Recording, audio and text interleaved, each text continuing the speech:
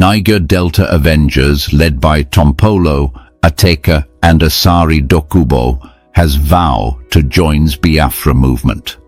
They warn that Nigeria will be hunted down if the country is not disintegrated. As more pipelines continue to go on flames, the Ijaw nation have witnessed support to join Biafra movement, given the crisis targeted by Nigerian federal government on the Ijaw nation and Governor Fubara. Just yesterday, President Bola Ahmed Tinubu declared a state of emergency in Rivers State, suspended the current Governor Fubara, and appointed a man loyal to him and Nyesom Wike as the sole administrator of the state. Meanwhile, in the spark of the conflict between Rivers State people and the federal government of Nigeria, former Niger Delta militants, including Tompolo, Ateke Tom, and Asari Dokubo, have warned the Nigerian government that continued oppression could force them to resume armed resistance. The militants urged President Bola Ahmed Tinubu to rein in the Minister of the Federal Capital Territory, FCT, Nyesom Wike, whom they accuse of political overreach and betrayal. There is unrest in Rivers State following Wike's political maneuvers, with calls for the president to allow Governor Siminalayi Fubara to complete his tenure without interference. The declaration of a state of emergency in Rivers State is being criticized as unconstitutional, with legal experts and opposition voices condemning it. Some compare Tinubu's actions to past military-era decisions and warn that they could lead to a crisis similar to the Nigerian Civil War. A major oil pipeline has been blown up, raising concerns that renewed militancy could threaten Nigeria's oil revenues and national security. Global agencies and observers are monitoring the situation, warning that Nigeria's handling of the crisis could damage its international reputation. There is speculation that Igbo groups may align with Niger Delta if the crisis escalates, which could further destabilize the region. Tinubu is accused of weak and incompetent governance, with critics arguing that his decisions are worsening divisions within Nigeria. Some Niger Delta militants believe that continued government actions could accelerate the breakup of Nigeria, leading to further unrest and possible alliances among aggrieved ethnic groups. The Niger Delta Avengers have made a dramatic and provocative announcement that has captured the attention of many across Nigeria. In a declaration that has both alarmed government officials and stirred hopes among separatist sympathizers, the militants have pledged their allegiance to the Biafra movement. Leaders of this faction, including Tompolo, Ateka Tom, and Asari Dokubo, have stated that they will join the Biafra cause, and they have warned that Nigeria will be relentlessly pursued if the nation is not disintegrated. This warning is a stark reminder of the deep-rooted tensions and unresolved grievances that have long simmered in Nigeria, particularly in the Niger Delta region. In recent weeks, Nigeria has seen a resurgence of conflict in the oil-rich Niger Delta area, where pipelines have been repeatedly set ablaze. The Niger Delta, with its vast natural resources, has often been a flashpoint for militant activity, and the latest actions by the Niger Delta Avengers are the most significant in years. The militants argue that the government's policies have consistently marginalized the people of the Niger Delta, particularly the Ijaw nation, whose members have felt increasingly targeted by federal actions and the administration of Governor Siminalayi Fubara. As the pipelines continue to be sabotaged, the people of the Ijaw nation have voiced support for the Biafra movement, seeing it as a potential path toward redressing long-standing injustices. The political backdrop of these developments is as complex as it is contentious. Recently, President Bola Ahmed Tinubu declared a state of emergency in Rivers State, a decision that has not only deepened regional rifts, but also led to the suspension of Governor Siminalayi Fubara. In a controversial move that has sparked heated debates, President Tinubu appointed Nyesom Wike, a figure known for his close association with the federal government, as the sole administrator of Rivers State. This decision has been widely criticized by legal experts, opposition leaders, and a significant segment of the populace. Many view the declaration of the state of emergency as an unconstitutional overreach of power, reminiscent of past military regimes, an act that threatens to push the country toward further fragmentation. The declaration of the state of emergency has added fuel to the fire. Critics have argued that President Tinubu's decision undermines democratic institutions and sets a dangerous precedent for the treatment of dissenting voices within the nation. Opposition figures have pointed out that the suspension of an elected governor undermines the will of the people, and there have been calls for the president to allow Governor Siminalayi Fubara to complete his constitutionally mandated term without interference.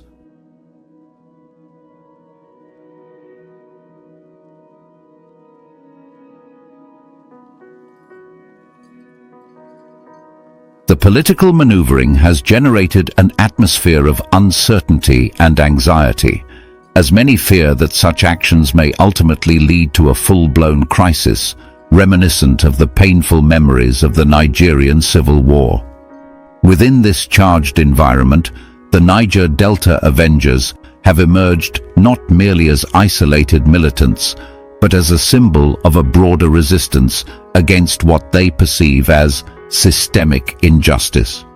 The militants have been vocal in their criticism of what they call the oppressive policies of the Nigerian federal government. They have directly targeted President Bola Ahmed Tinubu and his administration, accusing them of fueling divisions within the country and betraying the interests of the people they were elected to serve. The militants' message is clear. Unless Nigeria is restructured and the grievances of the marginalized are addressed, the current government will face a relentless and organized armed resistance. A significant element of the militants' rhetoric is their call for accountability from high-ranking officials.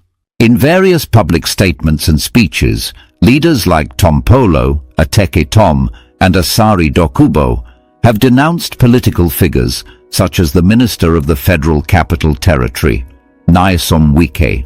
They accuse him of engaging in political overreach and betraying the trust of the people.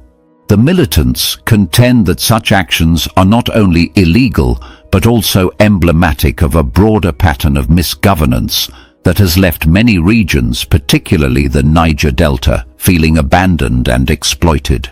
The situation is further complicated by the economic implications of the unrest.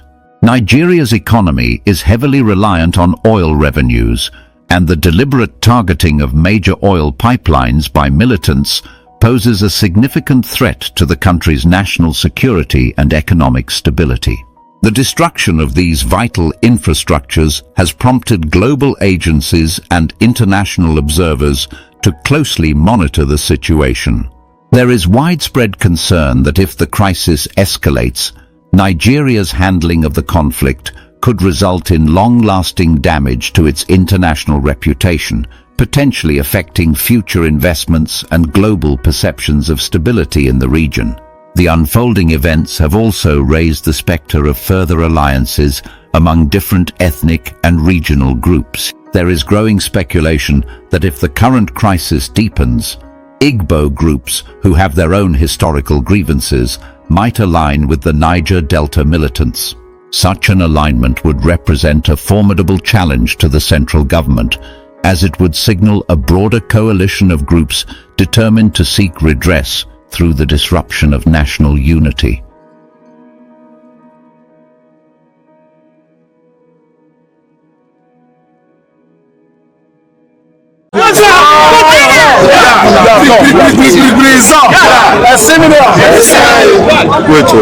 Gentlemen of the press, today we join youth all over the world, from the west, from the east, and from the central have come together today at Indiana to also, in continuation of expressing our displeasure over the rascality of the minister of the FCT, a man who was empowered by a young woman against the decision of our people. Till today, she is hated by our people because of our love for Wike. How has Wike treated then Mrs. Patient Jonathan? Did he respect her? No. Is he loyal to Mrs. Jonathan? No. Why will he expect Fubara to lick his foot? Never. It's a bomb food. We have told the federal government, we have told Mr. President that please, we have all repented. We are happy in our repentance nation. We don't want to go back to the root. They should not push us to go back. We go back to the green. We go back. More Adagaboros will arise. More Kampolos will arise. More Kingatekes will arise. More Kingatekes will arise. More Shutasides will arise. And more will arise. We will take over the green of Nigeria and the well-being of the Federal Republic of Nigeria. That Mr. President, who we all voted for as a Southern president, to caution that power drunk, ignoramus, ungrateful minister of the Federal Capital Territory. If he leaves the president refuse to call him to order, whatever decision he will take, it's just in Rivers, it's just in Akwa Ibom, it's just in Abia, it's just in Bayelsa, it's just in Delta, it's just in Edo, it's just in Ondo, even in just in Lagos and Biafra, whatever decision they choose to take, it is no, we should not be held responsible. That's all. Be a Paul, we get to order before too late. It's just people are too strong.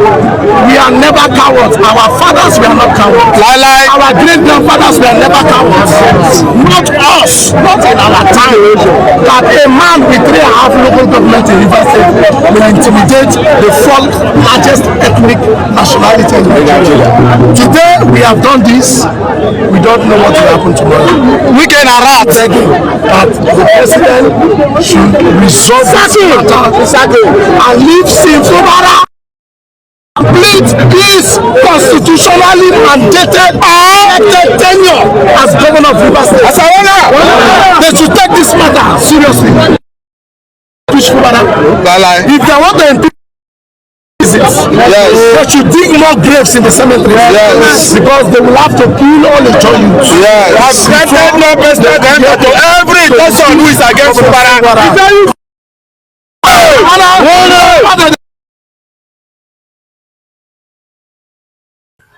Hello, good morning, SC viewers. This is South Media. Mr. Chinedu Michael. Let's look at the illegality that happened yesterday concerning the declaration of state of emergency in Rivers State. As we speak, MBA has spoken, lawyers have spoken that what Tinubu did is against the law. We have asked National Assembly to stand against it and reverse it because Section 305 did not empower the president to sack the House of Assembly and government. Look at this, Tinubu is a dictator. No, it's pointing towards that one thing, the same calamity Gowon committed that led to Nigeria Biafra war is the same thing Tinubu is committing against the Biafran land. Tinubu doesn't know that he is simply declaring emergency, state of emergency on Biafran land, and it has been globally condemned by agencies and international bodies who are watching closely the development and how Tinubu has continued to push his tyrannical tendencies when it comes to providing leadership to Nigeria. I saw it and I'm not happy. I'm happy too because for you to bring Wike's ally, a loyalist, a friend of Wike as an administrator of Rivers State shows that Tinubu is the worst ever. They say Yorubas go to school. He's becoming an embarrassment to sophisticated Southwest people who has maintained some level of academic respect over the years, who have been seen to have produced some genius, within every circle of this of a system. Tinubu has continued to show that he is more glorified in taking toutish decisions against the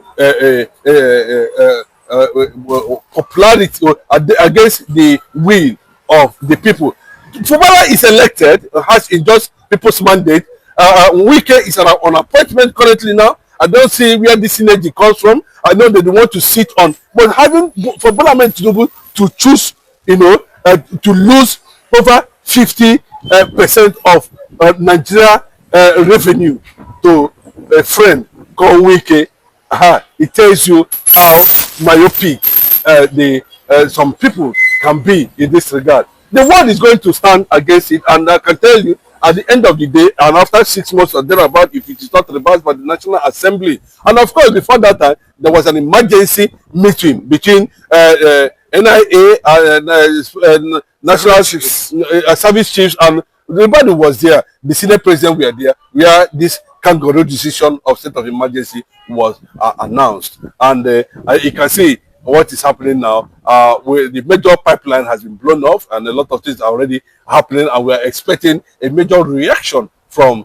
the Ijaw community, the nation, in that respect. Wike will lose, Tinubu will also lose in this regard, and the fight might, speak more than what we are seeing today, to understand that, of course, the Northerners are already afraid that the Biafran Igbos might, catch on this, and of course, it is a serious signal to Asari Dokubo, who campaigned for Bola Ahmed Tinubu, who went everywhere, even using threatening Igbo nation. Now, where is Asari Dokubo? They are also waiting for the Igbo to come and defend them at the end of the day. Now, that's what is going to happen. We understand that this is not the first time a president will be declared state of emergency. We had in the past where Obasanjo did it and sacked president just the same way Tinubu is doing it.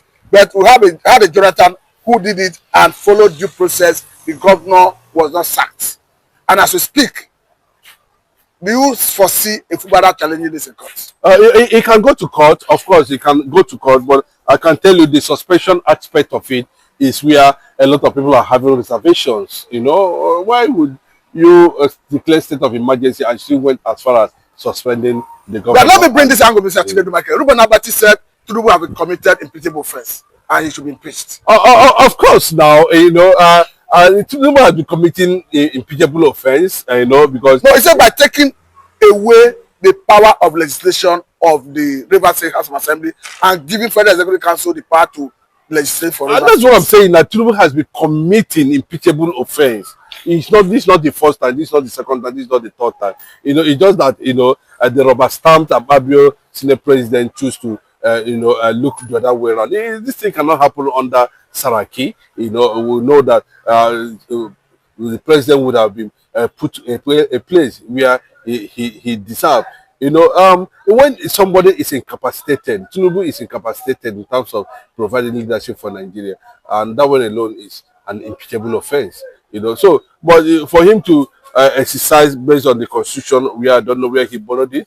He can declare a state of emergency, but has it come to the level of declaring state of emergency, knowing fully well that there are certain things that would have happened or can be seen happen before the president is a sign of a failed system. It's a sign of incompetence. It's a sign of weak leadership. It's a sign of something that is archaic.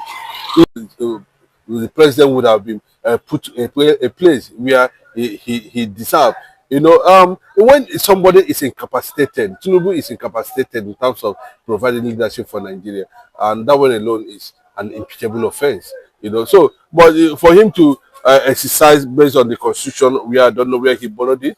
He can declare a state of emergency, but has it come to the level of declaring state of emergency, knowing fully well that there are certain things that would have happened or can be seen happen before the president is a sign of a failed system. It's a sign of incompetence. It's a sign of weak leadership. It's a sign of something that is archaic. So